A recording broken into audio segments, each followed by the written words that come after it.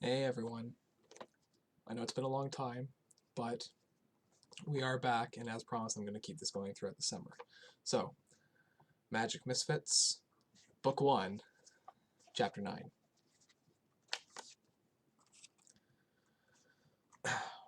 After what seemed like an eternity, and yet no time at all, Ridley looked at her watch and said, "We should go."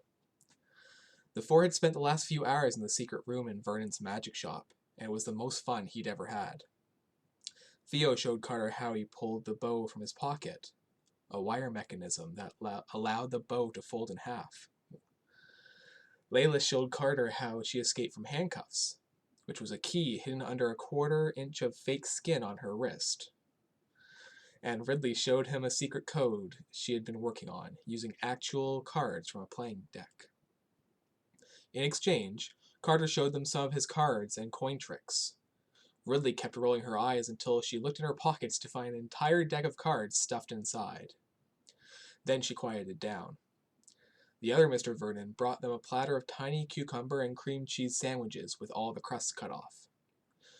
Carter wanted to shove the last few into his bag, but he knew that would look strange. He began to worry what he'd do when Layla kicked everyone out. There was no way he could sleep on the park bench again, now that he knew how close it was to the magic shop. But where else could he go? If Uncle Sly were here, they would have already worked several shell games and made at least enough to get through a couple of days in a boarding house. That, however, was all in the past. "Come on," Theo said, waving for Carter to follow. "Where?" Carter asked. "To the carnival, silly," Layla said. "We've been looking forward to it all week." "Oh," Carter said, feeling his stomach drop at the thought of Bosso and his goons. I think I'm gonna pass." "Why?" Theo asked. "I thought everyone enjoyed the festivities of public revelry." Revelry means celebration. "Yeah, I went last night," Carter said. "It wasn't that great. I'm pretty sure the stuff in the sideshow is fake, and the games are all rigged." "We know that," Ridley said. "That's why we want to go, to figure out how everything works and beat them at their own game." "It's always good for young magicians' minds to learn all the mysteries around them," Theo added. "That way we can be better." Oh my gosh, Mr. Bowen can't speak. "That way we can better replicate them." "Come on," Layla said, taking Carter's arm in her own. "It'll be fun."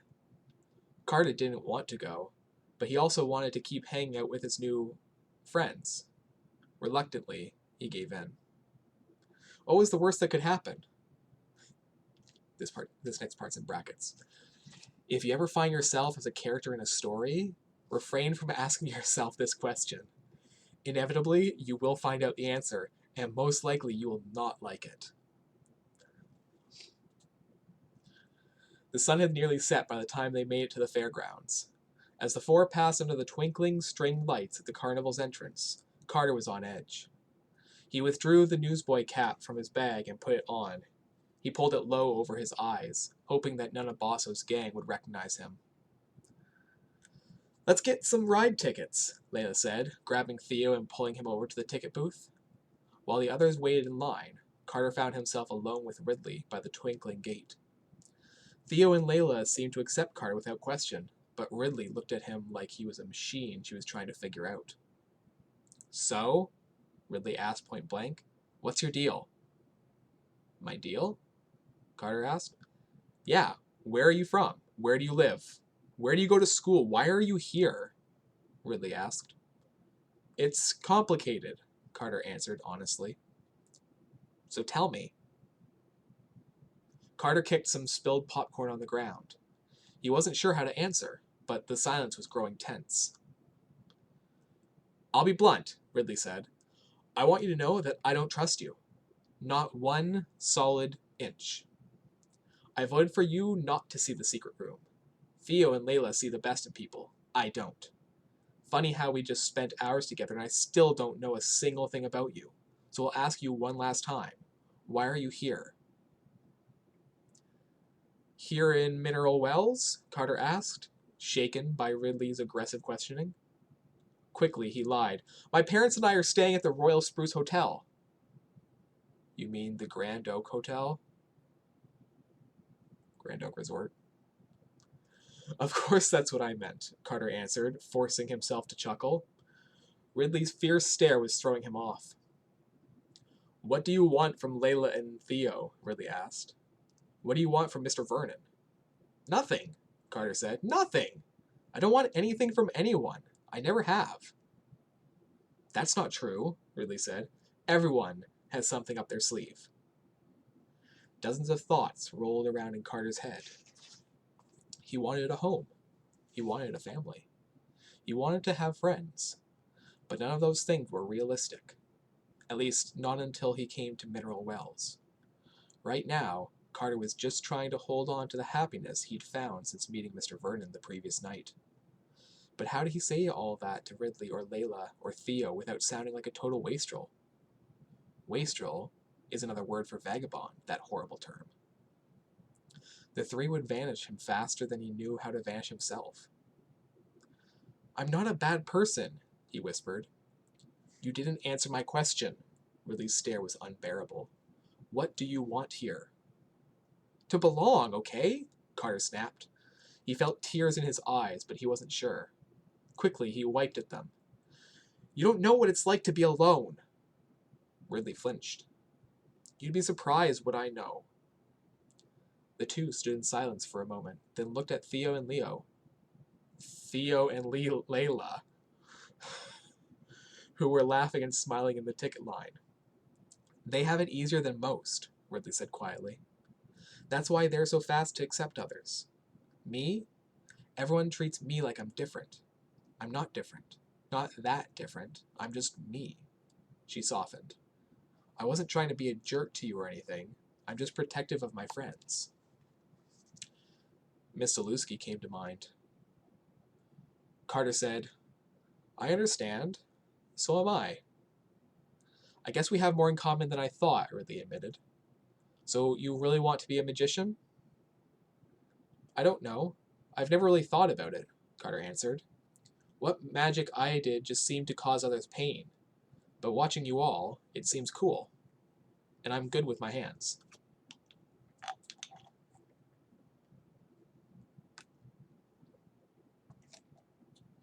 Oh yeah? You wouldn't know real magic if it ran over your toes. With a grin, Ridley ran over Carter's foot with her wheelchair. Ow! He said. For a moment he thought Ridley had broken their unspoken truce. Then he noticed the words, real magic, had appeared on the top of his shoe, the letters composed of tiny pieces of masking tape. Carter laughed in amazement. That's really good. You'll have to teach me that one. Ridley finally smiled. We'll see.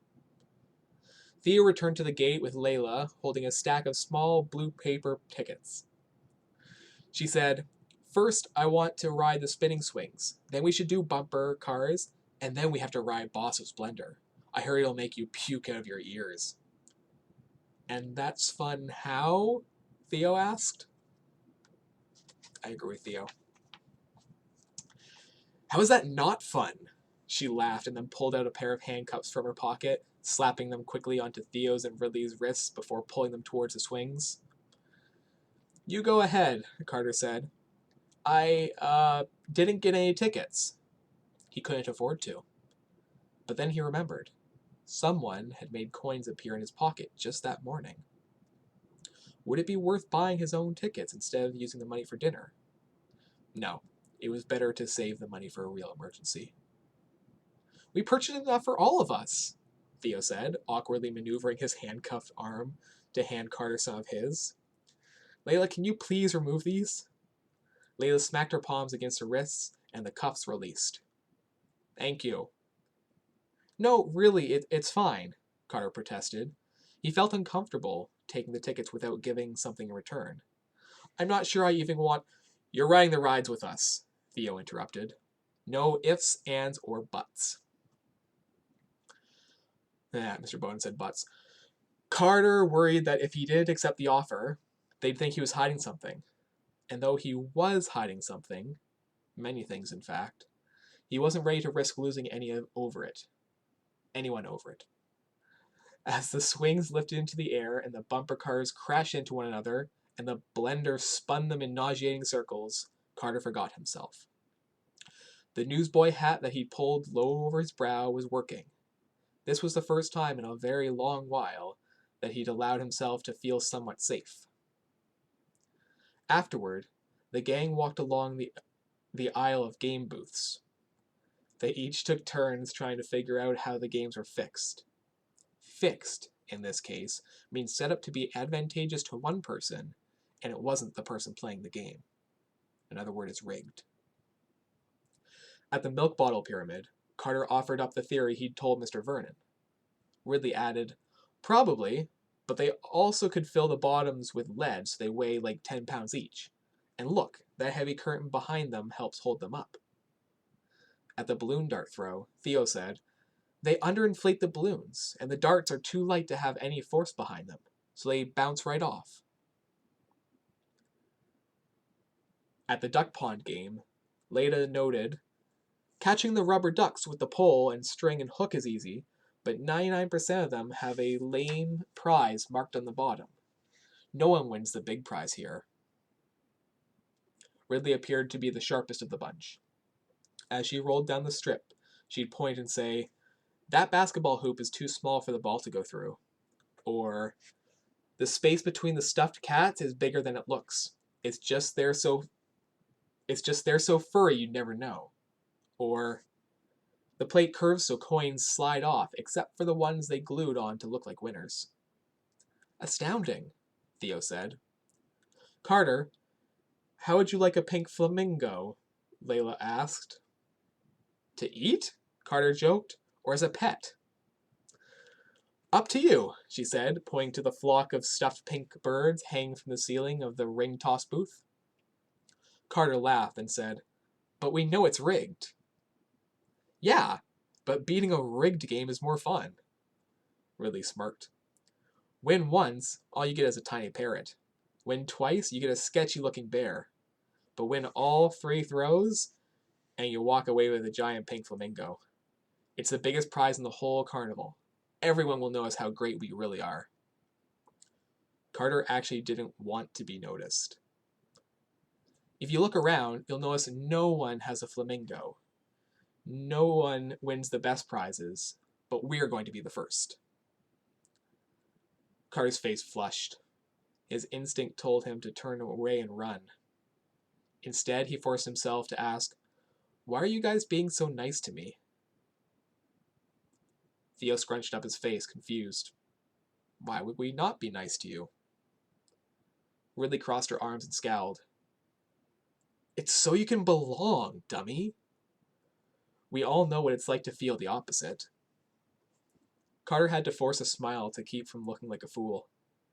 Layla walked up to the booth runner and said, "3 tickets for 3 rings, please." She handed 1 ring to Ridley, 1 to Theo, and kept 1 for herself. "Ladies first," Theo said. Ridley rolled over. Her eyes sized up the distance, the green bottles, the weight of the ring in her hand, and so on. "Come on, we don't have all day," the booth runner said. Ridley tossed the ring and it landed on the first bottle. She stuck her tongue out at the man. Layla stepped up next. She stretched her arms overhead and cracked her knuckles. Standing on one leg, the other extended behind her, she bent forward, leaning as far over the rail as possible. She gave a slight toss, and the ring landed on the closest bottle. That's cheating," the booth runner hissed. "No, it's not," Leia said, still stretching out over the rail. "It says no touching the rail." "I'm not touching. I'm hovering above." "Step back," the booth runner insisted. "Hey, buddy." Ridley waved her from her wheelchair, her red brows furrowed. "During my turn, I couldn't even get close to the railing, so let's just call it even. What do you say?" The booth runner took a step back with a huff. Then it was Theo's turn. He slid his violin bow out of his pants pocket. This time Carter saw the folding mechanism lock into place. Theo waved the bow over the ring on the counter and it began to float. Carter held his breath. He still didn't know how Theo made things levitate. The ring danced into the air. The booth runner looked like he was going to faint. A second later, the ring landed gently on one of the bottles with a satisfying clink. Yes! Carter pumped his fist. He couldn't help it. One flamingo a go-go, please, said Layla. Still scratching his head, the booth runner handed them the giant prize. The four friends high-fived and burst into laughter. Ridley rolled triumphantly down the midway as Layla skipped beside her, the giant pink flamingo bobbing atop her shoulders. On the other side of the wheelchair, Theo stepped along in his usual way. Carter weaved in front of them, unable to hide his excitement. How did you do that? A real magician never reveals her secrets, said Ridley. Oh, that old myth? Theo said with a chuckle. Not a myth, said Ridley. It's a rule of real magic. You wouldn't know real magic if it hit you on the knee, Carter said. Ridley gazed down to find the words real magic on her pants leg. Carter had snuck the words off his shoe and onto her knee without her noticing. Ridley half smiled, impressed. You didn't let me finish, said Ridley. I was going to say that a magician never reveals her secrets to just anyone. How did I beat the ring toss? By gauging the weight and using simple physics. Ah, see? Science everywhere. There's this thing called gravity, Layla said with a playful shrug. You've probably heard of it. A very helpful law of nature. I used that. Since the rings are made of super stringy plastic, the closer you are, the less they bounce. And you? Carter asked Theo. Ready to finally tell me the secret of your bow? Theo considered, then said, Not yet. Everyone laughed. That is the end of chapter 9. I will see you all in chapter 10.